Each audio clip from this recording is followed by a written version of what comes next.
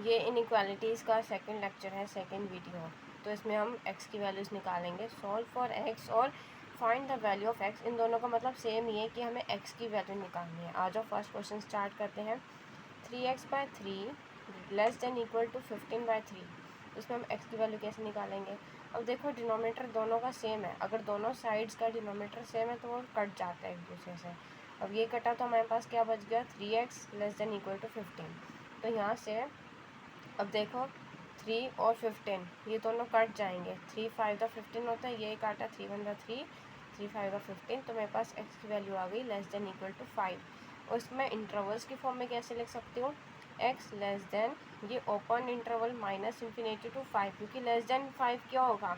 5 से कम कहीं पे भी नंबर जा सकता है, माइनस में कहीं पे भी जा सकता है। तो इसलिए माइनस इन्फिनिटी टू 5, और 5 में यहाँ पे हमने क्लोज ब्रैकेट लगाया। क्लोज ब्रैकेट का मतलब कि इसमें 5 इंक्लूडेड है, क्योंकि यहाँ पे लेस देन और इक्वल टू दोनों साइन है, इसलिए यहाँ पे 5 भी आएगा। ठीक है, उसके बाद आज जो अब हम सेकंड क्वेश्चन करते हैं वो है मेरा 3x/3 लेस देन 15/3। अगर ये होता तो इसमें क्या होता? ये 3 3 कट गया, दोनों डिनोमिनेटर सेम, तो यहाँ पे क्या बचा? 3x less than 15। तो यहाँ से ये 3 और 15 कटेंगे, सेम टेबल में आते हैं। 3 1 का 3, 3 5 का 15। तो ये क्या बच गया मेरे पास? x is less than 5। तो 5 से कम जितने भी नंबर आते हैं वो सारे आ जाएंगे इसमें। ठीक है, तो इसको हम इंटरवल्स की फॉर्म में कैसे लिखेंगे? x belongs to minus infinity, क्योंकि वो माइनस इन्फिनिटी तक जा सकते हैं ना। 5 से कम नंबर जो है माइनस इन्फिनिटी तक जा सकते हैं, इसलिए वहाँ पे आ गया माइनस इन्फिनिटी टू 5। और यहाँ पे दोनों ब्रैकेट्स ओपन है, मतलब इसमें 5 इंक्लूडेड नहीं है, क्योंकि यहाँ पे इक्वल टू का साइन तो है ही नहीं लेस देन के नीचे, इसलिए यहाँ पे 5 इक्वल नहीं है। 5 से नीचे कोई भी नंबर आ सकता है। जो अब हम इसका थर्ड क्वेश्चन करते हैं। 8x minus 2 is greater than 5x। अब देखो एक और चीज़ समझो, ये जो इनइक्वालिटीज़ होती हैं या फिर हमारी जो इक्वेशंस होती हैं, अगर हम एक साइड में अगर हम कुछ भी करते हैं प्लस माइनस, तो दूसरी साइड में भी हमें वो प्लस माइनस करना होता है। अब देखो यहाँ पे मैंने -2 + 2 करा यहाँ पे, तो यहाँ पे भी मैंने +2 कर दिया। तो ये क्या हो गया? 8x minus 2 + 2 is greater than 5x + 2। ठीक है, अब ये -2 से 2 कट गया, तो यहाँ पे क्या आ गया? 8x ग्रेटर देन ये आ गया 5x + 2।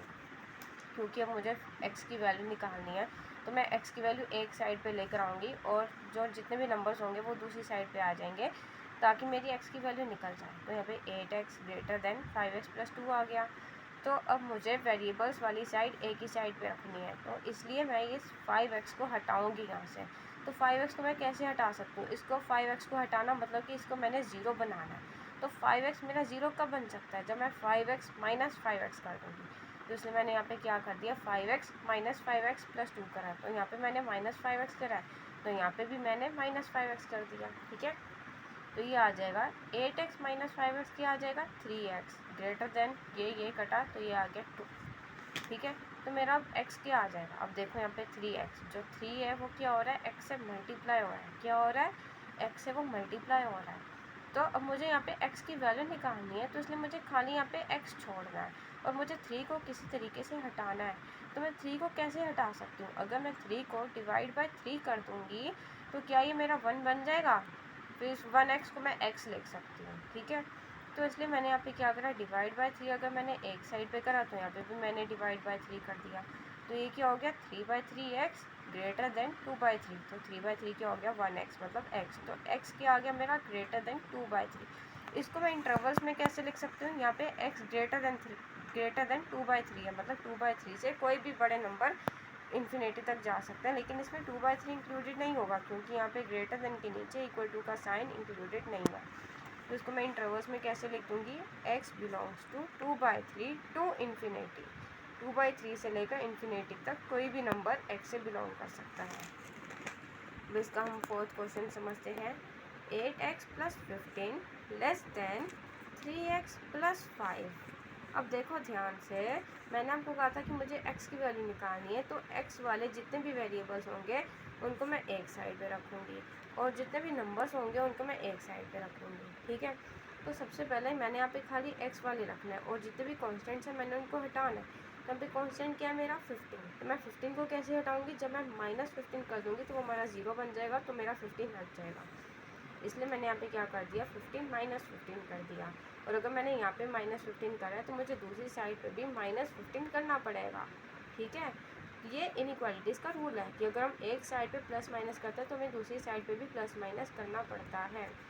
तो 8x + 15 - 15 कट गया, 3x + 5 - 15, तो ये क्या बचा 8x < 3x + 5 - 15 क्या हो जाएगा -10, क्योंकि यहाँ पे प्लस माइनस होता है तो हमारा माइनस होता है नंबर, और साइन किसका आता है ग्रेटर वाले नंबर का, तो ग्रेटर वाला नंबर क्या है 15, तो यहाँ पे माइनस साइन आ गया ग्रेटर वाले नंबर का। अब देखो ध्यान से, मुझे यहाँ पे x लेकर आना है, यहाँ से मुझे x हटाना है, यहाँ पे खाली नंबर रखने हैं और यहाँ पे खाली x वाले रखने हैं। तो मैं यहाँ से 3x कैसे हटाऊँगी, 3x - 3x कर दूँगी। यहाँ पे -3x करा मैंने, तो मैंने यहाँ पे भी -3x करता, दोनों साइड मुझे करना पड़ता है जो भी मैं प्लस माइनस करती हूँ। तो 8x - 3x क्या आ जाएगा मेरा 5x < 3x - 3x कटा, तो यहाँ पे क्या आ गया मेरा, क्या बचा -10 बच गया, ठीक है। तो ये आ गया 5x < -10। देखो अब x वाले यहाँ पे आ गए और जो कांस्टेंट है जिनके साथ कोई वेरिएबल नहीं है वो यहाँ पे आ गए, ठीक है। अब मेरे x की वैल्यू